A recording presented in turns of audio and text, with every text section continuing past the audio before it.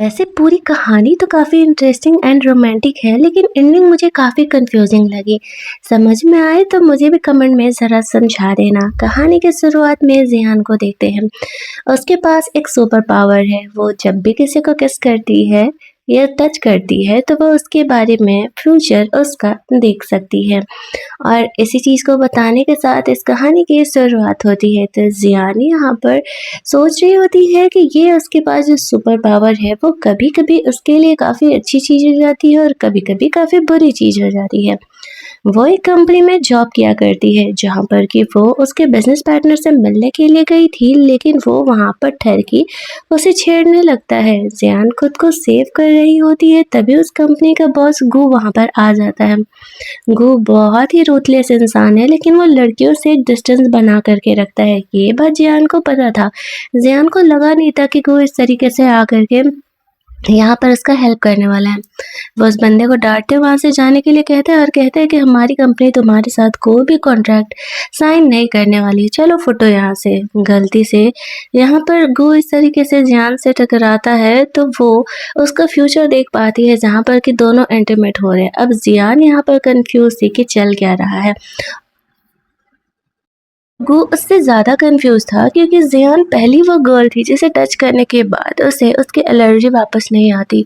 वो इसी वजह से लड़कियों से डिस्टेंस बना करके रखता है, क्योंकि जब भी वो लड़कियों से टच करता है तो ऐसे उसे चक्कर आने लगते हैं। यहाँ पर ज़ियान गो को देखती है तभी नोज़ ब्लीड स्टार्ट हो जाता है। वो उसे टिश्यू पेपर देता है तो ज़ियान कहती है डोंट वरी, मेरे मन में तुम्हारे लिए कोई भी बुरे ख़यालात नहीं हैं। कल की शूट के बारे में वो बात कर रहा था तो जियान कहती है सब कुछ अच्छे से जाने वाला है। फिर वह शूटिंग कराने के लिए जाती है जहाँ पर कि वो फेमस मॉडल ली आती है। वो जियान से काफ़ी अच्छे से बात कर रही थी। वो उसे टच करने के बाद देख पाती है कि कल का शूट काफ़ी अच्छा जाने वाला है। जियान इस चीज़ के लिए रिलैक्स थी कि चलो एटलीस्ट कल कुछ बुरा नहीं होने वाला है। वैसे तो ली सबके सामने बहुत ही अच्छी बना करती है, लेकिन एक्चुअल में वो बहुत ही अकड़ू इंसान है, हमेशा ही अपने सेक्रेटरी पर डाँटते चिल्लाते रहती है। बेचारी उसकी सेक्रेटरी क्या-क्या झेलती है। थोड़ी देर बाद जियान यान को उसकी चीज़ें डिलीवर करने के लिए जाती है तो देखती है गो वहाँ पर उसके साथ फ्लर्ट कर रहा है। अब जियान काफ़ी ऑकवर्ड हो जाती है, जल्दी-जल्दी वहाँ से जाने लगती है, लेकिन तभी गो उसे अंदर बुलाता है। जियान कहती है मैं तो बस ये चीज़ें डिलीवर करने के लिए आई थी, और उन्हें वो चीज़ें देकर के वहाँ से जाने लगती है। गो उसके पीछे-पीछे जाता है। जियान को वो कहता है कि कल का शूट में कोई भी प्रॉब्लम नहीं होना चाहिए। जियान उसे कहती है नहीं-नहीं, कल की शूट बिल्कुल अच्छी जाएगी, और डोंट वरी, आपके और ली के बीच में क्या चल रहा है ये मैं किसी को नहीं बताने वाली हूँ। आई नो कि ये काफ़ी सीक्रेट है। गो कहता है याद रखना, कल का शूट खराब हुआ तो मैं तुम्हें छोड़ने नहीं वाला। रात में जियान मस्त अपना आराम कर रही होती है तभी मौसम काफ़ी ख़राब हो जाता है उसे। गो का कॉल आता है कि हमारे शूटिंग के इक्विपमेंट भीग रहे हैं, जल्द से आ करके उसे अंदर रखने में उसका हेल्प करे। अब इतनी बड़ी कंपनी है, थोड़ी कोई हेल्पर होगा भाई जो ये काम कर सके, मेन बॉस को करना पड़ता है ना।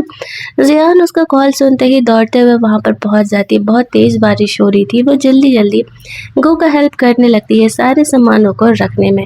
इस चक्कर में वो इस तरीके से स्लिप करके गो के ऊपर गिरती है और वापस से उनके बीच में ये एक्सीडेंटल वाला किस हो जाता है, जहाँ पर कि गो खुद ही कन्फ्यूज़ था कि सच में यहाँ पर ज़ियान के टच से उसे कोई प्रॉब्लम फ़ील नहीं हो रही है।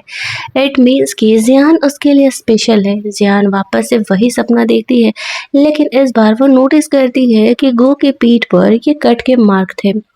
उसे कंफर्म करना होगा कि वो जिसके साथ इंटीमेट होने का सपना देख रही है वो गो ही है ना, या फिर कोई और है। गो यहाँ पर जियान को गुस्सा करते हुए कहता है तुमने तो कहा था कि कल ये चीज़ें खराब नहीं होने वाली है, और आज तो इतनी बारिश हो रही है। जियान कहती है कल तक चीज़ें ठीक हो जाएंगी। गो थोड़ा सा उसे परेशान करते हुए कहता है अगर कल का सूट खराब गया और कुछ भी लॉस हुआ तो वो तुम्हारे अकाउंट से कट होने वाला है। जियान सोचती है कहाँ फंस गई यार, कभी कभी उसे ये फ्यूचर देखने वाला बात किसी को नहीं बताना चाहिए, वरना वो ऐसे ही फंसते रहेगी। फिर वो दोनों वहां से जल्दी जल्दी बिल्डिंग के अंदर जाते हैं, जहाँ पर कि गू बारिश में पूरा भीग गया था तो वो ड्रेस चेंज कर रहा था। जियान उसके लिए ड्रेस वगैरह लेकर के आती है। और वो खुद वहाँ से चेंज करने के लिए जा रही थी, लेकिन तभी वो नोटिस करती है गू के पीठ पर तो वो कट मार्क था ही नहीं। वो पास से जाकर के देखने का कोशिश करती है तो गू इतना ऑकवर्ड हो जाता है कि जियान कर क्या रही है। वो उसे कैसे बताए कि एक्चुअल में वो यहाँ पर उसका मार्क देखने का कोशिश कर रही है। वो ड्रेस चेंज करता है, जैसे ही यान गू से बात करने के लिए आती है उसे उसके हाथ को टच करती है, उसे चक्कर आने लगता है। वो जियान को ली को वहाँ से लेकर के जाने के लिए कहता है, वो उसे शूटिंग के लिए जाने के लिए बोलती है। और यहाँ पर गू सोच रहा था कि जियान डिफरेंट है, उसे किस करने के बाद भी उसे कुछ नहीं हो रहा। फिर हम लोग वो शूटिंग वाला सीन देखते हैं जहाँ पर कि ली अपना शूटिंग कंप्लीट करने के बाद इस तरीके से अपने असिस्टेंट पर चिल्ला रही होती है। उसकी असिस्टेंट बहुत दिनों से अपना गुस्सा बर्दाश्त करके रखी हुई थी, लेकिन फाइनली आज उसे बहुत ही ज़्यादा गुस्सा आ जाता है और वो ली पर इस तरीके से अटैक कर देती है पास में रखे हुए चेयर को लेकर के। ली खुद को बचाते हुए बाहर निकलती है। सामने जियान थी, वो खुद को सेव करने के लिए जियान को सामने कर देती है और जियान को सेव करने के लिए गू बीच में आ जाता है। चेयर इस तरीके से लगने से वो नीचे गिरता है। नीचे टूटा हुआ कांच था और वो उसकी पीठ में लग जाता है और इसी वजह से यहाँ पर गू के पीठ में वो मार्क लगा था। अब जियान समझ जाती है, उसने जो फ्यूचर देखा था वो ये बात था। अब इस तरीके से गू को चोट लगा था तो वो जियान को उसका हेल्प करने के लिए कहता है। ले उसका हेल्प करना चाह रही थी। वो गू की बचपन की फ्रेंड भी थी और उसे पसंद भी करती थी, बट वो जियान को कहता है इसकी वजह से मुझे चोट लगा है और तुम ही मेरा ख्याल रखोगी। अब यहाँ पर जियान बेचारी फंस गई। वो कहती है ठीक है, चलो मैं तुम्हारा केयर करने के लिए तैयार हूँ। गो घर में अंदर जा रहा होता है। ली उसे डांटी है, अगर गो के साथ अकेले रहने का तुम्हें मौका मिल रहा है और तुमने कुछ भी उल्टा सीधा सोचा तो तुम्हारे लिए सही नहीं होगा। गो से मेरी शादी होने वाली है। जैसे ही ली उसे ऐसे टच करती है ना, वो गो के साथ उसके फ्यूचर को देखती है, जहाँ पर कि दोनों काफी करीब थे। अब जियान यहाँ पर थोड़ा सा डिस्टेंस गो से बना करके रखेगी, क्योंकि ली और गो का उसने फ्यूचर देखा है। गो को कमरे में पहुंचाने के बाद वो वहां से जा रही होती है तो वो कहता है तुम कितनी क्रूएल हो, तुम्हें बचाने के चक्कर में मैं इतना इंसल्ट हुआ और इस तरीके से तुम मेरा हेल्प मेरा केयर करने के बजाय मुझे अकेले छोड़ करके जा रही हो। अब जियान सोचती है हाँ ये भी बात सही है, चलो थोड़ी देर वो गो के साथ यहाँ पर रुक लेती है। गो से कहता है कि एक काम करो, जब तक मैं ठीक नहीं हो जाता ना तुम मेरे दिन भर के काम का ख्याल रखोगी। जियान कहती है 1 मिनट, ये थोड़ा ज्यादा नहीं हो रहा, कहीं तुम्हारे मन में मेरे लिए कुछ और थॉट्स तो नहीं है। गो हंसते हुए कहता है ओ कम ऑन, मेरे पास लड़कियों की कमी नहीं है, ठीक है, तो ज्यादा ओवर रिएक्ट करने का जरूरत नहीं है। गो का केयर करने के चक्कर में दोनों इस तरीके से सोफे पे गिरते हैं। यहाँ पर दोनों बहुत ही ज्यादा इस तरीके से पास पास में थे, बट जियान साइड में हो जाती है। गो वहाँ सो रहा होता है तो वो सोचती है एक बार और उसे गो को किस करके देखना होगा कि कहीं जो सपना देखी थी वो कोई गलत तो नहीं था। वो गो को किस करने के लिए आगे बढ़ती, तभी गो जग जाता है और कहता है तुम मुझे पसंद करती हो क्या? जो मैं सो रहा था तो तुम मुझे किस करने की कोशिश करती है। जियान कहती है ऐसा कुछ भी नहीं है। उसे भूख लगा था, वो नूडल्स बनाने के लिए चली जाती है। पानी लेने के लिए जाती है तो देखती है कि गो यहाँ पर बैठ करके उसका बनाया हुआ नूडल्स मजे में खाए जा रहा है और ये ढक्कन उसकी बड़ाई भी नहीं करता है कि हाँ खाना अच्छा बना है। लेकिन जब वो पूरा बॉल खत्म कर लेता है तो जियान समझ जाती है उसे ये फूड कुछ ज्यादा ही पसंद आया। काम फिनिश करके वो वहां से जा रही थी। गो उसके करीब आता है और उसे अपनी गर्लफ्रेंड बनने के लिए ऑफर करता है। गो जियान को जाने नहीं देना चाह रहा था। इतने सालों बाद उसे एक अलग गर्ल मिली थी, लेकिन जियान उसे मना करते हुए वहां से बाहर निकल जाती है। उसे ऐसा लगता है कि शायद गो के साथ उसकी नहीं चलने वाली है, वो उसका बॉस है। गो खुद कंफ्यूज था कि वो जियान को क्या सच में पसंद करता है। नेक्स्ट डे इस तरीके से जब वो ऑफिस आता है, जियान से मिलने के लिए जा रहा था। जियान को लगता है कि शायद वो कन्फेस करेगा, लेकिन तभी बीच में जियान का एक्स बॉयफ्रेंड यान आ जाता है। यान को देख करके वो थोड़ी सी शॉक थी, दोनों का ब्रेकअप हो चुका है। वो बीच में आता है और पूछता है ये कौन है, तो यान खुद को अब भी जियान का बॉयफ्रेंड ही बताता है। जियान गो को इंट्रोड्यूस कराती है कि ये मेरा बॉस है और फिर वो यान को साइड में लेकर के जाती है बात करने के लिए। उससे पूछती है कि वो यहाँ क्या कर रहा है, तो यान कहता है कि वो जियान को बहुत ही मिस करता है। उसने उसे बिना कोई रीजन दिए क्यों ही ब्रेकअप कर लिया, आखिरकार उसकी गलती क्या थी। गो जियान को वहां से लेकर के जाता है। रात में वो बहुत ही ज्यादा ड्रंक थी। उसे याद आता है कि जब उसने यान को किस किया था तो उसने यान को किसी बेबी और किसी और लड़की के साथ देखा था। उसके फ्यूचर में जियान नहीं थी, इसी वजह से उसने उसे ब्रेकअप कर लिया था। उसे ऐसा लग रहा था कि यान ने उसे धोखा दिया, वो चीट कर रहा है। यान को उसने रीज़न भी नहीं दिया था। ड्रंक कंडीशन में इस तरीके से रोड साइड जा रही होती है। उसका कार से एक्सीडेंट होने वाला था, लेकिन तभी गो उसे संभाल लेता है। वो उसे कार में घर लेकर के जा रहा था। नशे की हालत में वो गो को कह रही थी कि तुम भी बहुत बुरे हो। वो कहता है मैंने क्या किया? वो उससे कहती है कि तुम मेरे साथ भी फ्लर्ट कर रहे हो और ली के साथ भी फ्लर्ट कर रहे हो। मैंने तुम्हारा फ्यूचर देखा है। हम दोनों एक दूसरे के साथ इंटीमेट हो रहे थे, लेकिन मैंने तुम्हें ली के भी करीब देखा है। गू को ऐसा लगता है कि जियान शायद मजाक कर रही है कि फ्यूचर कैसे देख सकता है।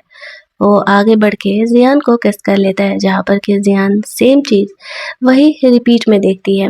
वो दोनों उसके घर जाते हैं, जहाँ पर कि दोनों यहाँ पर इंटीमेट होते हैं और जियान के उस फ्यूचर साइट के हिसाब से गो के पीठ पे उस तरीके का सेम दाग था, यानी कि जो जियान ने देखा वो सच था। लेकिन इससे पहले कि दोनों की बातें कुछ ज़्यादा ही आगे बढ़ पाती, यहाँ पे जियान को ज़्यादा ड्रिंक करने की वजह से वोमिटिंग फील होने लगता है और वो वॉशरूम चली जाती है। अगली सुबह जब वो जगती है तो उसे याद नहीं था वो गो के साथ इंटीमेट हुई भी है या नहीं।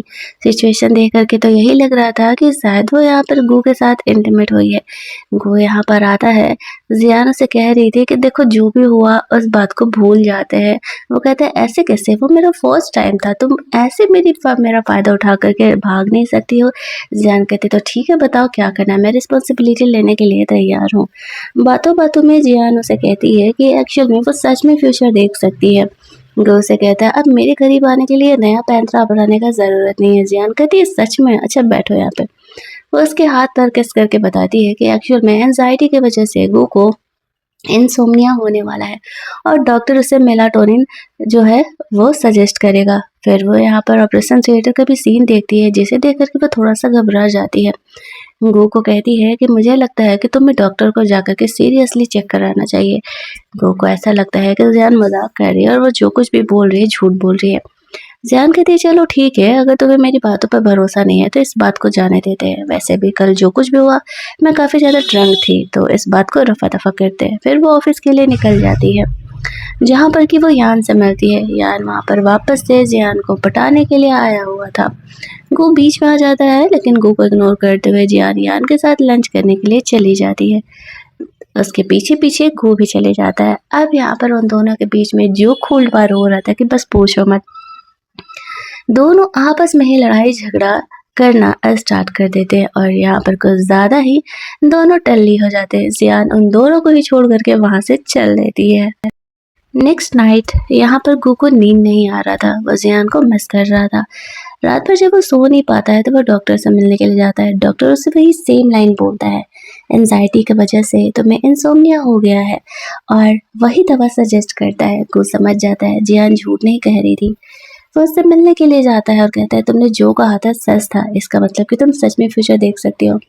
जियान कह रही है हाँ, और वैसे भी जो मैंने फ्यूचर देखा था वो फ्यूचर पूरा हो चुका है, तब हमारे साथ रहने का कोई मतलब नहीं है।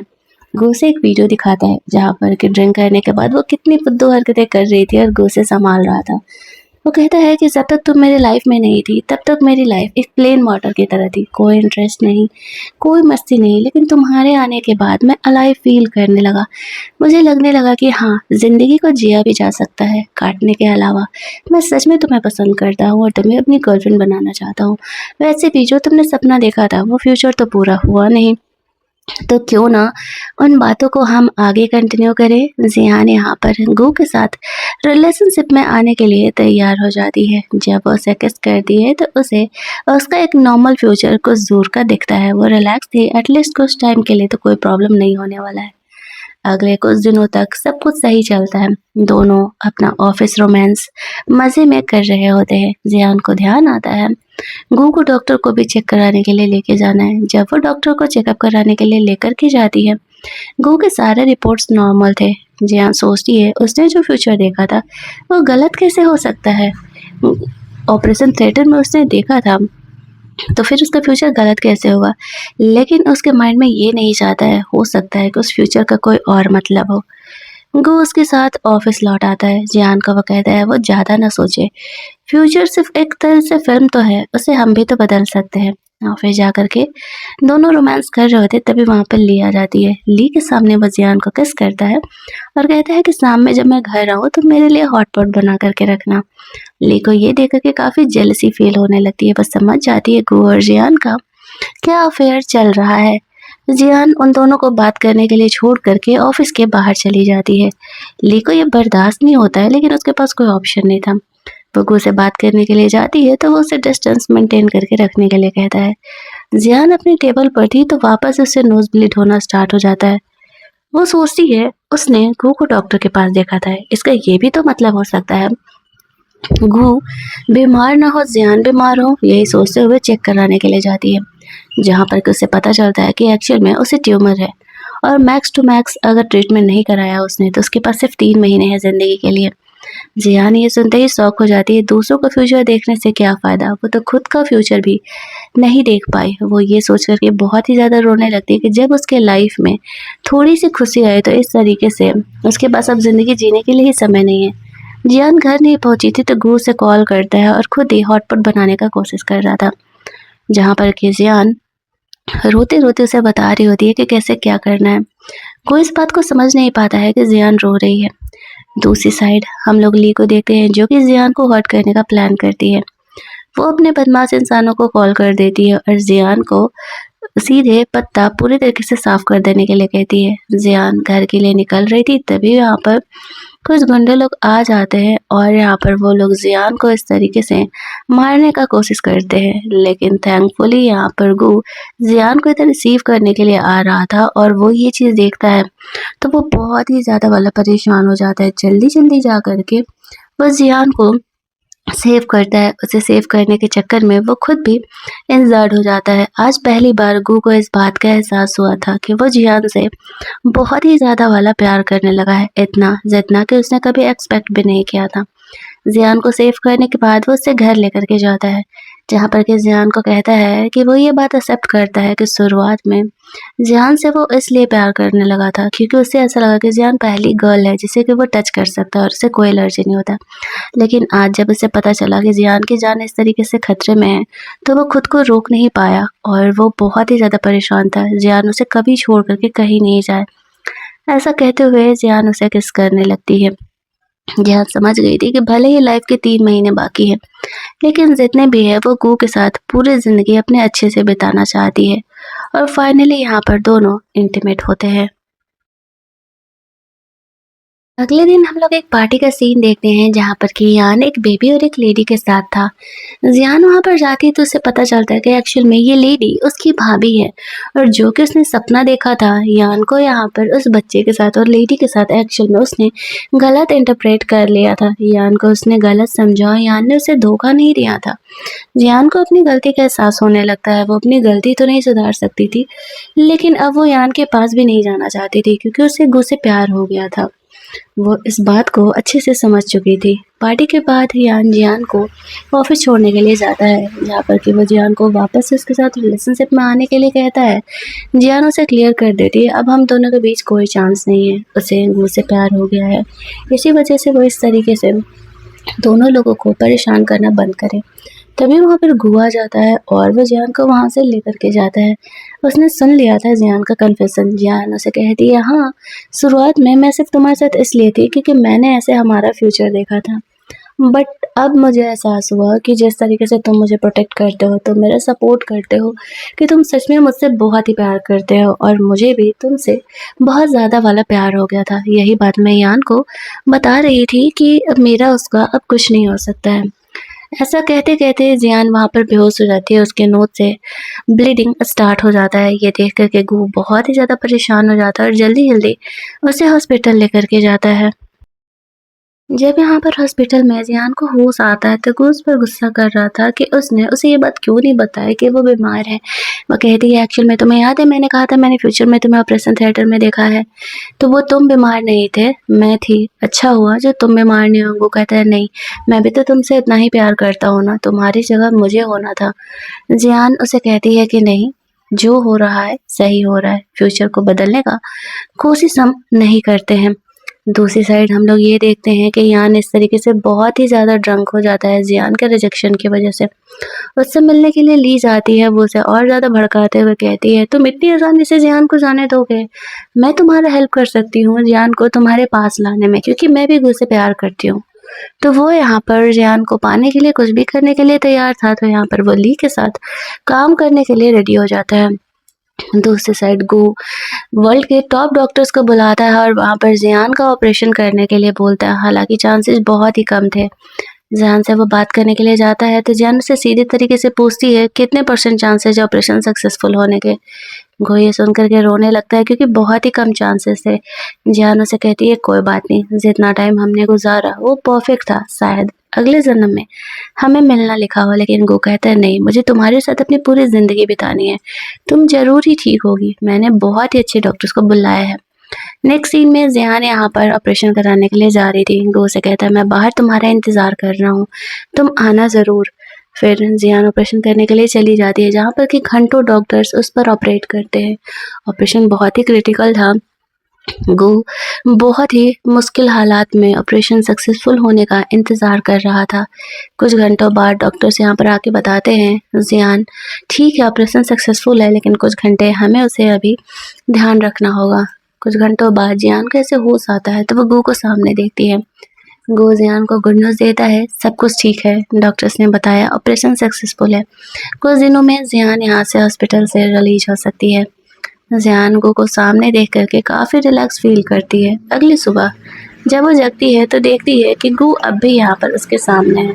वो उसे कहती है तुम्हें पता है मैं कितनी रिलैक्स थी जब मुझे पता था कि तुम मेरा बाहर इंतज़ार कर रही हो। वो कहता है हाँ, मैं पूरी ज़िंदगी तुम्हारा वेट करने के लिए तैयार हूँ। अब धीरे-धीरे जियान ठीक हो चुकी थी। वो उसे डेटिंग करने के लिए लेकर के जाता है, बाहर शॉपिंग करने के लिए लेकर के जाता है, उसके लिए ड्रेस खरीदता है, उसके लिए ज्वेलरीज खरीदता है, सैंडल्स खरीदता है। दोनों एक नॉर्मल कपल की तरह थे। गू यहाँ पर जियान को अपनी मॉम से मिलने के लिए लेने जाना चाह रहा था, लेकिन जियान यहाँ पर ये सोचती है उसकी मॉम उसे पसंद करेगी या नहीं करेगी। वो उसे कहता है क्या फ़र्क पड़ता है, मैं मॉम को सिर्फ बताने जा रहा कि मैं तुमसे प्यार करता हूँ, तुम्हारे अलावा मेरे लाइफ में और कोई लड़की नहीं आ सकती है। जियान सोचती है चलो ये भी ठीक है, वो उसकी मॉम से मिल लेगी। शाम में वो जियान को बाहर लेकर के जाता है जहाँ पर कि काफ़ी रोमांटिक डिनर उसने अरेंज किया हुआ था, और इस तरीके से जियान को वो प्रपोज करता है फ्लावर बुके वगैरह दे करके। जियान उसकी गर्लफ्रेंड बनने के लिए उसे हाँ कह देती है। वो उसे एक प्यारा सा नेकलेस पहनाता है और फिर दोनों ऐसे घर जाकर के इंटीमेट होते हैं। जियान सोच रही थी कि क्या ये वही फ्यूचर है जो कि उसने गो के साथ देखा था, या फिर आगे कुछ और पंगे होने वाले हैं। और इधर गो और जियान को इस तरीके से साथ में देख करके ली को बहुत ही जेलस हो रहा था। उससे पता चलता है कि गो ने जियान को अपने घर का खानदानी नेकलेस दिया हुआ है। अब उसे काफ़ी चिल मचती है और वो ली को जियान को परेशान करने का प्लान करती है। अगली मॉर्निंग एक काफ़ी बड़ा ऑक्शन होने वाला था जहाँ पर कि गू बहुत ही बड़े नेकलेस को अरेंज किया था ऐसे पब्लिक में लाने के लिए, लेकिन गू यहाँ पर आ नहीं पा रहा था और इसी सिचुएशन का फ़ायदा यहाँ पर ली उठाती है। उसने वो नेकलेस भुलवा दिया था और वो यहाँ पर ब्लेम जियान पे लगा देती है। कहती है कि जब यहाँ पर जियान के पास गो का खानदानी नेकलेस है जो कि उसने उससे चोरी कर लिया है, तो सोचो वो ये नेकलेस भी तो चोरी कर सकती है। जियान पर वो यहाँ पर पूरी तरीके से ब्लेम लगा रही थी और किसी को नहीं पता था कि गो और जियान के साथ क्या रिलेशनशिप है, इसलिए सब वहाँ पर ली की बातों को ट्रस्ट करने लगते हैं। अब जियान कह रही होती है कि नहीं ऐसा नहीं है, भला मैं नेकलेस क्यों ही चोरी करूँगी। तो ली यहाँ पर इस तरीके से अपने सिक्योरिटी गार्ड्स को जियान को कहती है सर्च करो, इसने ज़रूर ही कहीं नेकलेस यहाँ पर चोरी करके रखा होगा। थैंकफुली वहाँ पर गो आ जाता है। सबके सामने ही वो यहाँ पर ली को थप्पड़ मार देता है और कहता है जियान मेरी होने वाली वाइफ है, ये नेकलेस मैंने उसे अपने हाथों से दिया है, मुझे पता है कि तुम क्या प्लान कर रही हो। और वो सारे रिपोर्टर्स को यहाँ पर सारे वीडियोस फोटोज़ को डिलीट करने के लिए कहता है और कहता है जियान के खिलाफ कोई भी कुछ भी नहीं लिखेगा वरना उसके लिए सही नहीं होगा। जियान को मैंने ये नेकलेस दिया है। वो लोग उस बंदे को लेकर के आते हैं जिसने कि यहाँ पर वो नेकलेस चोरी किया था। ली के कहने पे वो ली को उसका हेल्प करने के लिए कहता है। ली इस बात से साफ इनकार कर देती है कि वो इस बंदे को जानती भी है। गो यहाँ पर ली को वार्न करता है कि देखो, फैमिली फ्रेंड्स होने की वजह से मैं तुम्हें ये लास्ट टाइम माफ़ कर रहा हूँ। अगर दोबारा तुमने ऐसा कुछ भी किया तो तुम्हारे लिए सही नहीं होगा, लेकिन तुमने बहुत बड़ा कांड किया है। इसीलिए पनिशमेंट के तौर पे मैं वहाँ पर तुम्हारी फैमिली के साथ पूरी तरीके से अपनी कंपनी की डील ख़त्म करता हूँ। ऐसा कहने से ली सोचने लगती है अब कुछ और पैंतरा अपनाना पड़ेगा। वो गो की मॉम से मिलने के लिए चली जाती है। उन्हें भी पता था कि वो जियान के साथ आजकल रह रहा है। ली जियान के बारे में उन्हें भड़का देती है। वो अच्छी लड़की नहीं है, उसका कितने लड़कों के साथ अफेयर चल रहा है, वो गो के साथ सिर्फ पैसों के लिए है। और गो की मॉम को ली की इन बातों का ट्रस्ट भी हो जाता है। यही तो ली चाहती थी। वो बहाने से उसे बाहर शॉपिंग करने के लिए लेकर के जाती है, जहाँ पर कि जियान के बुलाने पर जियान उससे मिलने के लिए गई थी। वो कहता है कि ठीक है, तुमने मेरा प्रपोजल नहीं एक्सेप्ट किया, लेकिन एक दोस्त तो हम लोग रह ही सकते हैं ना। दोस्त के नाते तो तुम बैठ कर के मेरे साथ लंच कर सकती हो। जियान सोचती है हाँ, अब पहले वो लोग ऐसे साथ रह चुके हैं तो दोस्त तो रह ही सकते हैं। वो उसके साथ लंच करने के लिए चली जाती है, जहाँ पर कि ली गो की मॉम को लेकर के आई थी और उन दोनों को साथ में लंच करते हुए दिखा देती है। गो की मॉम को लगने लगता है कि ली सही कह रही है, जियान इस तरीके से एक साथ दो दो लड़कों को घुमा रही है। वो उसके बेटे के इमोशंस के साथ खिलवाड़ कर रही है और अब वो जियान को कभी भी अपने घर की बहू तो बनने नहीं देने वाली है। लंच फिनिश करने के बाद वो गो के साथ जाती है उसकी मॉम के लिए इस तरीके से कुछ गिफ्ट्स वगैरह खरीदने के लिए। वो काफ़ी नर्वस थी। गो से कहता है मैं हूँ ना तुम्हारे साथ, तुम क्यों परेशान हो रही हो। फिर शॉपिंग वॉपिंग करने के बाद वो लोग घर के लिए निकलते हैं। यहाँ पर कि घर पर जाते ही गो जैसे ही अपनी मॉम को बताता है कि वो जियान से प्यार करता है, उससे शादी करना चाहता है, उसकी मॉम उसे कहती है मुझे पता है कि जियान पैसे के लिए गो के साथ है और वो अच्छे कैरेक्टर की भी लड़की नहीं है। वो जियान को पैसे देते हुए गो को छोड़ने के लिए कहती है। जियान कहती है आप 10 मिलियन दो या 100 मिलियन। गो मेरे लिए बहुत ही स्पेशल है और मैं उससे बहुत प्यार करती हूँ, तो मैं उसे पैसों के लिए कभी नहीं छोड़ने वाली हूँ। गो अपनी मॉम से कहता है मॉम, मैं आपसे इजाज़त लेने के लिए नहीं आया था, आपको ये बताने के लिए आया था। मैं जियान से ही शादी करने वाला हूँ, तो इस बात को आप जितनी जल्दी एक्सेप्ट कर लो, आपके लिए भी उतना बेहतर होगा। उसकी मॉम बहुत ही गुस्सा करने लगती है। गो जियान को वहाँ से लेकर के जाता है। जियान कहती है मैं नहीं चाहती कि मेरी वजह से तुम अपनी मॉम से लड़ाई करो। गो कहता है वो कुछ दिनों में तुम्हें अपना लेंगी, तुम इतना ज़्यादा स्ट्रेस मत लो।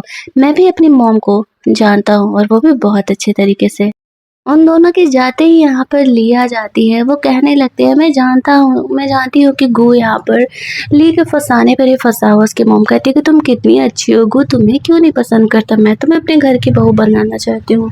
अच्छा कुछ दिनों में मेरा बर्थडे है, मैं वहाँ पर ना उसे बुला करके इतने सारे पैसे ऑफ़र करूँगी ना कि वो उसे छोड़ कर के चली जाएगी। अब गो को उसकी मॉम का ऐसे बर्थडे पार्टी का इन्विटेशन आता है, उसे बिज़नेस ट्रिप पर जाना था, तो जियान उसे कहती है कोई बात नहीं, ये अच्छा मौका मिला है, मैं तुम्हारी मॉम को जाकर के उस पार्टी में इम्प्रेस करने का कोशिश करूँगी, तुम बिज़नेस ट्रिप पे रहो, कोई प्रॉब्लम नहीं है। गो से कहता है तुम्हें खुद को ऐसे फ़ोर्स करने की ज़रूरत नहीं है। जियान कहती है नहीं, मैं नहीं चाहती, मैं इस तरीके से तुम्हारे और तुम्हारे फैमिली के बीच में आऊँ। वो इस चीज़ के लिए ओके कह देता है। फिर नेक्स्ट डे हम लोग उस पार्टी का सीन देखते हैं, जहाँ पर कि गो की मॉम अपने दोस्तों के साथ पार्टी एंजॉय कर रही होती है। वहाँ पर ली भी आई थी, सब ली की काफ़ी बड़ाई कर रहे थे। वो तो यहाँ पर सिर्फ और सिर्फ जियान के आने का इंतज़ार कर रही थी। जैसे ही जियान यहाँ पर पार्टी में आती है तो सब इस तरीके से उसका इंसल्ट करने लगते हैं। ली ने वहाँ पर एक बंदी फिक्स करके रखी थी जियान का जानबूझ करके इंसल्ट करने के लिए, और वहाँ पर वो जियान को अलग तरीके से परेशान भी करने वाली थी। जियान जब यहाँ पर आती है तो सब उसके ड्रेस को लेकर के उसकी बुराई करने लगते हैं।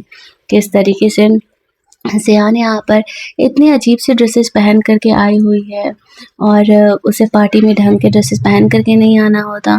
जियान सब कुछ झेल रही थी। उसकी मॉम उसे कहती है तुम्हारी जैसी लड़की मेरे घर की बहू तो बनने से रही। लेकिन यहाँ पर जियान कहती है ये आप डिसाइड नहीं करोगे, ये मेरे और गो के बीच की बात है। मैं यहाँ पर आपका बर्थडे सिर्फ अटेंड करने के लिए आई हूँ, क्योंकि मैं नहीं चाहती आपके और वो के बीच के रिलेशनशिप मेरी वजह से ख़राब हो। ली यहाँ पर जियान को कहती है अच्छा चलो ना, कोई बात नहीं, अब जब तुम आ गई हो तो गो की मॉम के लिए कुछ गिफ्ट तो लाया होगा तुमने। जियान कहती है हाँ ऑब्वियसली। सब वहाँ पर गिफ्ट दे रहे थे। ली यहाँ पर गो की मॉम के लिए काफ़ी खूबसूरत नेकलेस लेकर के आई हुई थी, जो कि सबको बहुत ही ज़्यादा पसंद आता है। बारी आती है जियान की। जियान यहाँ पर गो की मॉम को फॉरेन के काफ़ी फेमस डिज़ाइनर का इयररिंग गिफ्ट करती है। अब इन गधों को उस इयररिंग के बारे में तो पता नहीं था, तो वो लोग कहते हैं ये क्या घटिया सा इयररिंग है, ना कोई फैशन सेंस है ना कुछ है। जियान उसे कहती है आपको पता भी नहीं है कि ये फॉरेन के डिज़ाइनर का इयररिंग है, जिससे कि मेरे को सालों पहले मिले थे और उससे दोस्ती हो गई थी। ये डिज़ाइन तो अभी मार्केट में भी नहीं आया है।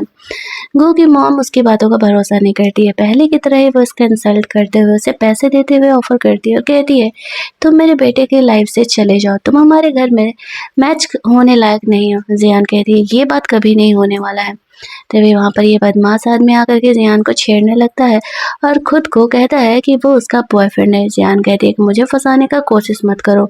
ली भी यहाँ पर जियान पर ही ब्लेम कर रही थी और उसकी चमची भी। लेकिन वहाँ पर यान उसे सेव करने के लिए आ जाता है। उसकी मॉम को और ज़्यादा लगने लगता है। इस तरीके से जियान और यान के बीच में भी कुछ ना कुछ तो चल ही रहा है, तभी तो वो इतना ज़्यादा उसका सपोर्ट कर रहा है। यान जियान को वहाँ से लेकर के जाता है, जहाँ पर कि वो उसे सजेस्ट करता है कि मुझे पता है कि ये जो ज्वेलरी है वो काफ़ी डिज़ाइनर की है और तुम में भी काफ़ी अच्छा टैलेंट है। तुम खुद के करियर के बारे में क्यों नहीं सोच रहे हो? पूरी ज़िंदगी क्या तुम इसी तरीके से गू के अंडर में ही काम करने वाली हो? मुझे लगता है कि जब तुम्हारे पास टैलेंट है तो तुम्हें खुद के बारे में भी सोचना चाहिए। अब जियान को भी ये बात सही लगता है।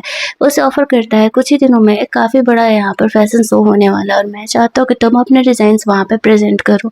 जियान को ये ऑफ़र अच्छा लगता है और वो यहाँ पर यान के साथ काम करने के लिए तैयार हो जाती है।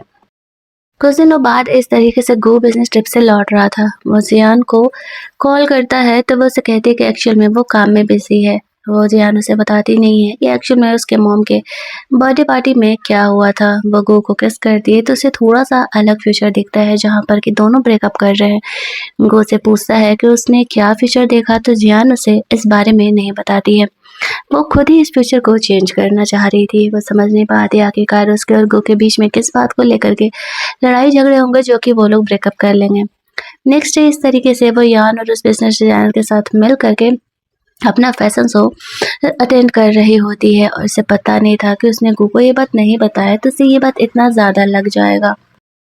शो कंप्लीट करने के बाद दोनों बैठ कर के कुछ देर उसी के बारे में बात कर रहे होते, तभी उसे गो का कॉल आता है। गो यहाँ पर जियान के सामने से उसे कॉल कर रहा था, लेकिन जियान ये बात नहीं बताती कि वो यान के साथ है, क्योंकि गो को ये बात बुरा लग जाएगा। लेकिन गो तो सामने से सब देख रहा था। वो जियान को बिना कुछ बोले घर चले जाता है और ये चीज़ ली देख लेती है। वो कहती है प्लान सक्सेसफुल हो चुका है, हमें यहाँ पर उन दोनों के बीच में और ज़्यादा सिर्फ लड़ाई झगड़े बढ़ाने हैं। जब वो घर जाता है, जियान के आने का वेट कर रहा था। जियान आती है तो वो उस पर गुस्सा करते हुए कहता है, कैसा रहा तुम्हारा यान के साथ डेट? वो कहती है तुम मुझे फॉलो कर रहे थे? वो कहता है नहीं, मैं तो सिर्फ देखने गया था कि तुम्हारा काम कैसे चल रहा है। तुमने मुझसे झूठ क्यों बोला कि तुम यान के साथ नहीं थी? ज़ियान अपनी गलती एक्सेप्ट करते हुए कहती है, हाँ, मानती हूँ कि मैंने तुमसे झूठ बोला, मुझे तुमसे झूठ नहीं बोलना चाहिए। लेकिन मेरे और यान के बीच में कुछ भी नहीं चल रहा है। तुम चीज़ों को समझते नहीं हो, इसलिए तुम हर्ट ना हो, इसी वज़ह से मैंने तुम्हें सिर्फ झूठ बोल दिया था। मेरे और यान के बीच में सच में कुछ भी नहीं चल रहा है। तभी वहाँ पर से यान का कॉल आता है, वो स्पीकर पे डाल कर के बात करती है, तो वो जानबूझ करके उससे लवी-डवी होकर के बात कर रहा था कि तुम इतना ड्रंक थी, मैं तुम्हें घर नहीं जाने देना चाह रहा था, फलाना-ढिमकाना। अंकु ये सारी बातें सुन कर के ज़ियान पर और ज़्यादा ही भड़क जाता है और वो कहता है तुम मुझे चीट कर रही हो और मैं ये चीज़ बर्दाश्त नहीं करूँगा। ज़ियान भी उस पर गुस्सा करते हुए कहती है तुम कौन-सा सही हो? तुमने कहा था कि ली इस तरीके से अगले फैशन शो में तुम्हारे कंपनी की नहीं रहेगी। फिर भी वो मॉडल है ना। गू यहाँ पर मजबूर था क्योंकि उसकी मॉम ने कहा था कि ली इस तरीके से फैशन शो में रहनी ही चाहिए, वरना वो ज़ियान को कभी एक्सेप्ट नहीं करेगी। इसी वजह से गू ने यहाँ पर ली को उस फैशन शो में रहने दिया था, लेकिन ज़ियान को ये बात पता नहीं था। और इस टॉपिक को लेकर के दोनों के बीच बात बहुत ज़्यादा बढ़ जाता है, इतना कि बात ब्रेकअप तक आने लगता है। ज़ियान सोचती है शायद उसका वो फ्यूचर सही हो रहा है। ज़ियान कहती है आई थिंक कि हम दोनों को थोड़ा-सा ब्रेक लेना चाहिए, एक दूसरे को स्पेस देने की ज़रूरत है। ऐसा कहते हुए वो वहाँ से चली जाती है। नेक्स्ट डे जब वो वापस से काम पर जाती है, यान जियान से बात करने के लिए आता है। जियान उसे रोकते हुए कहती है कि देखो मेरा यहाँ पर काम है, काम के बीच में तमाशा नहीं करो। मैंने कहा ना मेरे और यान के बीच में कुछ भी नहीं है। आज वो फैशन शो होने वाला था जिसकी कि वो इतने दिनों से तैयारी कर रही है और आज वो कुछ भी गलती नहीं होने देना चाहती थी, इसी वजह से वो कू को काम डाउन रहने के लिए कहती है। लेकिन ली और यान ने पहले ही कुछ और प्लान करके रखा हुआ था। इस तरीके से वो लोग अपना-अपना काम कर रहे होते हैं। बहाने से यान ज़ियान को नॉर्मल पानी ड्रिंक करने के लिए देता है और कहता है कि तुम थक गई हो, थोड़ी देर आराम कर लो। ज़ियान ने नोटिस नहीं किया था कि यान उसमें कुछ मिलाया होगा और जैसे वो पानी पीती है, उसे काफ़ी ज़्यादा चक्कर आने लगता है। यान जियान को वहाँ से लेकर के जाता है। वो उसे उसी होटल के कमरे में लेकर के जाता है जहाँ पर कि ज़ियान बेहोश थी और वो उसके साथ इंटीमेट होने की कोशिश कर रहा था। दूसरी साइड इधर गो ज़ियान को ढूँढ रहा होता है। वो गई तो गई कहाँ? वो उसे कॉल-वॉल भी करता है लेकिन वो फ़ोन भी नहीं उठाती। वो काफ़ी ज़्यादा परेशान होने लगता है। एक्चुअल में ज़ियान को स्टेज पर जाना था लेकिन वो आ ही नहीं रही थी। गो यहाँ पर ज़ियान को सॉरी बोलने के लिए उसे ढूँढ रहा था लेकिन वो आती नहीं है और कॉल भी नहीं उठाती है। ली उसे कहती है आई थिंक कि हमें अपना शो आगे बढ़ाना चाहिए। मुझे लगता है कि शायद जियान कुछ ज़्यादा ही बिज़ी है अपने एक्स बॉयफ्रेंड यान के साथ। वो उसे कहता है बकवास मत करो। वो उसे वो फ़ोटो दिखाते हुए कहती है अब भी भरोसा नहीं हो रहा है। गू देखता है कि जियान उस फ़ोटो में यान के बहुत ही करीब है। इधर जियान को अब तक होश आ चुका था। यान उसके साथ इंटीमेट होने का कोशिश कर रहा था और वो खुद को वहाँ से जैसे-तैसे करके सेव करके उस कमरे से बाहर निकलती है। लेकिन तब तक वो स्टेज पर जाकर के देखती है तो गू ने यहाँ पर ली को इस तरीके से सबके सामने इंट्रोड्यूस करा दिया था और जो डिज़ाइन्स वो जियान को देने वाला था वो डिज़ाइन यहाँ पर ली को दे दिया था। ये बात जियान को बहुत ही बुरा लग जाता है। फिर भी वो गू को चीज़ों को एक्सप्लेन करने के लिए जाती है तो गू उसे कहता है तुम अपने बॉयफ्रेंड यान के साथ लगता है सेटिस्फाइड नहीं हो क्या जो मेरे पास वापस आ रही हो। वो जियान को उसके साथ वाला फ़ोटो दिखाता है। जियान उसे समझाती है जो वो इन फ़ोटोज़ में देख रहा है वो सच नहीं है। लेकिन गू जियान से बहुत ही ज़्यादा गुस्सा था और वो उसे कहता है आई थिंक कि हमें ब्रेकअप कर लेना चाहिए। हम दोनों एक दूसरे के लिए सही नहीं हैं। ऐसा कहते हुए वो वहाँ से चले जाता है। सब कुछ होने के बाद एक साइड जियान इस तरीके से बैठ कर के बहुत ही ज़्यादा ड्रिंक कर रही थी और दूसरी साइड गू भी बहुत ही ज़्यादा ड्रंक हो जाता है जियान से ब्रेकअप करने के बाद और ली इस सिचुएशन का फ़ायदा उठाने के लिए सोच रही थी। वो यहाँ पर गू को होटल के कमरे में लेकर के जाती है और सोचती है कि वहाँ पर वो इसके साथ इंटीमेट होगी और फिर उसे तो उससे शादी करना ही पड़ेगा। वो यान को कॉल करके कहती है हमारा प्लान सक्सेसफुल हो चुका है। लेकिन वो यहाँ पर जियान को इतनी आसानी से जाने नहीं देने वाले। कुछ गुंडे लोगों को कॉल करके वो यहाँ पर जियान को परेशान करने के लिए भेजती है और जियान यहाँ पर अकेले ही बैठी हुई थी। वो गुंडे लोग आकर के उसे परेशान करने लगते हैं। वो उनसे लड़ने का कोशिश कर रही थी तब तक वहाँ पर यान आ जाता है। अपनी गलती के लिए जियान से माफ़ी मांगते हुए वो उसे सेव करता है। इधर अगली सुबह जब घू जागता है तो वो खुद को ली के बगल में देखता है। ली यहाँ पर इनोसेंट प्ले कर रही थी कि कल गू उसके साथ इंटीमेट हुआ है। गू कहता है तुम्हें पता है मैं इस बात को मुहर लगा करके दे सकता हूँ कि मैं तुम्हारे साथ इंटीमेट नहीं हुआ हूँ। ली कहती है कैसे? कल तो तुम बहुत ही ज़्यादा नशे में थे। गू कहता है क्योंकि मैं ज़ियान के अलावा किसी और लड़की के करीब जा ही नहीं सकता और जब भी मैं किसी और लड़की के करीब जाता हूँ तो मेरी तबीयत खराब हो जाती है, मुझे एलर्जीज हो जाते हैं। तो मैं तुमसे इंटीमेट नहीं हुआ हूँ। फैमिली की वजह से मैं तुम्हें बार-बार माफ़ करते जा रहा हूँ लेकिन ये तुम्हारा बॉटम लाइन था। आज के बाद कभी इस तरीके से मेरे सामने आ मत जाना। ऐसा कहते हुए वो वहाँ से बाहर निकलता है। जहाँ पर कि ज़ियान यहाँ पर गू को बताने के लिए आती है कि एक्चुअल में उसके और यान के बीच में कुछ भी नहीं हुआ है। गू उसे ऑफिस से कुछ दिनों की छुट्टी दे देता है और कहता है बेहतर होगा हम दोनों अपना डिस्टेंस बना करके रखें तो। मुझे तुम्हारे साथ अपना कोई भी रिलेशनशिप नहीं रखना है। जियान सोच रही होती है कि वो गू को कैसे बताए, कैसे उसे समझाए कि उसके और यान के बीच में कुछ भी नहीं हुआ है। चीज़ें बहुत ही ज़्यादा कॉम्प्लिकेटेड होती जा रही थी। दूसरी साइड यान और ली वापस से मिलते हैं। इस तरीके से उनका प्लान एक तो फेल हो चुका था, अब उन्हें कुछ और ही प्लान करना होगा। यान बेचारा अपने जियान के प्यार में पगलाए जा रहा था लेकिन वो जियान को पाने के लिए कुछ भी करने के लिए तैयार हो रहा था। अगला प्लान उनका कुछ ज़्यादा ही घटिया होने वाला है और ये बात तो खुद जियान को भी नहीं पता था। इस तरीके से वो खुद को ड्रंक कर लेता है और ली उसके फोटो जियान को भेजते हुए कहती है तुम्हारा ये जो फ्रेंड है ना उसे मैं मारने वाली हूँ और अगर वो तुम उसे सेव करना चाहते हो तुम्हें यहाँ पर अकेले आना पड़ेगा। वैसे पता नहीं था कि पिछली बार जो कांड हुआ था उसमें यान भी इंक्लूडेड है और चीज़ों को क्लियर भी करना था। इसी वजह से वो यान से मिलने के लिए उसे सेव करने के लिए अकेले ही वहाँ पर चली जाती है। लेकिन जाने से पहले उसने गू को एक मैसेज डाल दिया था कोड वर्ड में जब वो वहाँ पर जाती है तो वहाँ पर देखती है कि यान बेहोश पड़ा हुआ है और ली यहाँ पर ज़बरदस्ती ज़ियान को वो ड्रग पिलाने का कोशिश कर रही है। ज़ियान जैसा रजिस्ट कर रही थी तभी वहाँ पर गू आ जाता है। वो यहाँ पर ली को वो ड्रग ज़बरदस्ती पिलाता है और कहता है, मुझे अच्छे से पता था कि तुम ही ने ये सब कुछ प्लान किया है। और फिर उसे उसी कमरे में छोड़ करके वो ज़ियान को वहाँ से बाहर लेकर के जाता है। ली यहाँ पर दरवाज़ा नॉक करते रह जाती है लेकिन कोई भी गेट खोल लेने वाला था। थोड़ी देर बाद यहाँ पे यान को वो दवा असर करता है और वो होश में आता है। वो यहाँ पर ली को ज़ियान समझ करके उसके साथ इंटीमेट होने लगता है। इधर ली को भी वो दवा असर करता है और दोनों यहाँ पर इंटीमेट होते हैं। दूसरी साइड जब कुछ देर बाद जियान जगती है तो सामने गू था। वो उससे एक्सप्लेन कर रही थी कि एक्चुअल में उसके और यान के बीच में सच में कुछ भी नहीं है। गू कहता है, मुझे पता है और मुझे पता था कि ये दोनों ही मिल करके ये सब कुछ प्लान कर रहे हैं। तुम्हें सेफ रखने के लिए मैं जानबूझ करके यहाँ पे ब्रेकअप करने का नौटंकी किया था, क्योंकि मुझे पता था कि अगर मैं इन लोगों को रंगे हाथों नहीं पकड़ूंगा तो कोई फ़ायदा नहीं होने वाला है। जियान कहती है, चलो अच्छा है, एटलीस्ट तुम्हें मुझ पर भरोसा तो है। वो उसे बताता है कि एक्चुअल में ली इस वजह से उस मॉडल शो में थी क्योंकि उसकी मॉम ने उसे फोर्स किया था। जियान भी यहाँ पर गो की बातों का ट्रस्ट करती है और फाइनली यहाँ पर इन दोनों के बीच जो भी लड़ाई झगड़े थे वो कंप्लीट हो जाते हैं। वो दोनों डिसाइड करते हैं कि वो लोग फ्यूचर पर रिलाई नहीं करेंगे, प्रेजेंट में जिएंगे। फ्यूचर में जो होना होगा वो तो होगा ही, लेकिन इस वजह से वो दोनों अपना प्रेजेंट नहीं खराब करेंगे। यहाँ से सीन शिफ्ट होता है।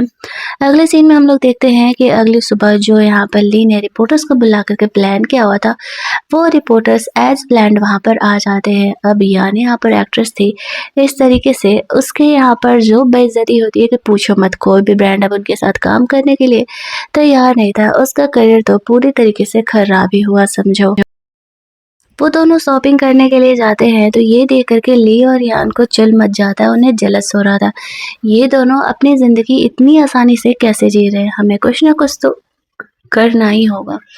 ऐसा सोचते हुए वो लोग प्लान बनाते हैं। दूसरी साइड यहाँ पर गो जियान को अपनी मॉम को मिलाने के लिए लेकर के जाता है। जियान यहाँ पर उसकी मॉम को इम्प्रेस करने का कोशिश कर रही थी, लेकिन उसकी मॉम कुछ भी मानने के लिए तैयार ही नहीं थी। उसकी मॉम को वॉशरूम जाना था, जियान उनके साथ साथ जाती है। गो वहीं पर उनके आने का वेट कर रहा था। जियान जाती है तो देखती है कि उसकी मॉम वॉशरूम के बाहर बेहोश पड़ी हुई है। वो उनका हेल्प करने के लिए जाती है, तब तक यहाँ पर ली और यान आ करके उसे भी किडनैप कर लेते हैं। वो दोनों यहाँ पर इन दोनों को किडनैप करके लेकर के जाते हैं। इधर काफ़ी देर तक ना जियान आई थी ना उसकी मॉम, तो गो इस चीज़ के लिए काफ़ी परेशान हो जाता है। वो कॉल वॉल भी करता है तो जियान कॉल भी नहीं उठाती है। वो समझ जाती है कि ज़रूर ही कुछ गड़बड़ है। थोड़ी देर बाद उसे यहाँ पर कॉल आता है और वो उसे कहती है कि एक्चुअल में जियान और उसकी मॉम दोनों उनके कब्जे में है और अगर दोनों का वो जान बचाना चाहता है तो उसे अकेले इस प्लेस पर आना होगा। गो ये सुनते ही जल्दी जल्दी उस बताए हुए एड्रेस के लिए निकल जाता है। वो अकेले ही जा रहा था क्योंकि उसे ली और यान ने किडनैप किया ये बात पता था। दूसरी साइड वो लोग इस तरीके से इन दोनों को यहाँ पर किडनैप करके लेकर के एक अबैंडन से प्लेस पर गए हुए हैं, जहाँ पर कि जब जियान को होश आता है वो सामने ली और यान को देखती है। वो यान को समझाती है कि वो गलत कर रहा है। इस तरीके से वो उसके लिए ऑब्सेस हो रहा है। जो उसने किडनैपिंग का कांड कर दिया है उस वजह से उसे जेल हो सकता है, लेकिन वो इतना ज़्यादा साइको हो चुका था कि उसे ये चीज़ें समझ में नहीं आ रही थी। जियान यहाँ पर खुद को छोड़ करके गू की मॉम का केयर कर रही थी। वो उसे कहती है, इस लेडी से तुम्हारी कोई दुश्मनी नहीं है, इन्हें यहाँ से जाने दो। लेकिन ली उसे कहती है, ये बूढ़ी औरत धीरे धीरे अब तुम्हें अपनाने लगी थी, इसी वजह से मैंने इसे किडनैप किया और मैं इसे मार करके बदला लेने वाली हूँ। गू की मॉम को समझ में आ जाता है कि जियान कितनी ही बुरी है। उसने इस तरीके से ली कितनी बुरी है और वो उस घर की बहू बनने लायक तो कभी नहीं है। वो लोग यहाँ पर इन दोनों को काफ़ी ज़्यादा डरा धमका रहे थे। जियान यहाँ पर गू की मॉम का फिक्र कर रही थी, तभी वहाँ पर गू आ जाता है। जियान यहाँ पर गू को अपने मॉम को सेव करके लेकर के जाने के लिए कहती है, क्योंकि इन लोगों ने ऑप्शन दिया था कि वो दोनों में से किसी एक को ही लेकर के जा सकते हैं। जियान यहाँ पर गू को फोर्स करती है और इशारे में कुछ कहती है और कहती है अपनी मॉम को यहाँ से लेकर के जाओ। गू उसके इशारे को समझ जाता है और अपनी मॉम को वहाँ से लेकर के जाता है। उसकी मॉम को लग रहा था कि जियान कितनी अच्छी लड़की है, तभी तो इस तरीके से वो अपने बारे में सोचना छोड़ करके यहाँ पर मेरा फिक्र कर रही है। उसने इंसान को गलत जज किया। गू जल्दी जल्दी अपनी मॉम को वहाँ से लेकर के जाता है। बाहर जाते ही इस तरीके से बॉडीगार्ड्स को कॉल कर दिया था यहाँ पर आने के लिए। दूसरी साइड ली यहाँ पर यान के साथ जियान को छोड़ देती है, वो उसके साथ जो भी करे, लेकिन गो यहाँ पर वापस आ जाता है जियान को सेव करने के लिए। बॉडीगार्ड्स उन दोनों को पकड़ करके पुलिस के हवाले कर देते हैं। गो जियान को सेव करते हुए उसे वहाँ से लेकर के जाता है। घर जाने के बाद उसकी मॉम को अपनी गलती का एहसास हो चुका था। वो यहाँ पर जियान का केयर गो से भी ज़्यादा कर रही थी। गो से कहता, मॉम मैं भी आपका बेटा हूँ, लेकिन वो उसे कहती है कि ये मेरे घर की बहू है, इसने अपनी जान की फिक्र किए बिना मेरी जान बचाई है। यहाँ पर सब कुछ एक हैप्पी एंडिंग की तरह हो रहा होता है। उन्हें यहाँ पर ये पता चलता है कि एक्चुअल में जियान गो के बेबी को लेकर के प्रेग्नेंट है। इनकी फैमिली यहाँ पर कंप्लीट होती है। अगले दिन गो और जियान यहाँ पर शादी करने वाले थे। गो जियान के आने का वेट कर रहा था। जियान इस तरीके से दुल्हन के ड्रेस में रेडी होकर के आ रही थी, लेकिन तभी वहाँ पर उसके कार का एक्सीडेंट हो जाता है और इधर जियान को होश आ जाता है। वो ऑफिस में ही थी। अब इस एंडिंग का क्या ही मतलब हो सकता है, आप लोग मुझे कमेंट में ज़रूर बताना। मुझे तो इस एंडिंग का मतलब नहीं समझ में आया, क्या जियान सपना देख रही थी या फिर कोई और बात है। कहानी अच्छी लगी हो वीडियो को लाइक शेयर कर लेना, चैनल को सब्सक्राइब कर लेना। मिलते हैं हम लोग एक और नई कहानी के हिंदी एक्सप्लेनेशन में।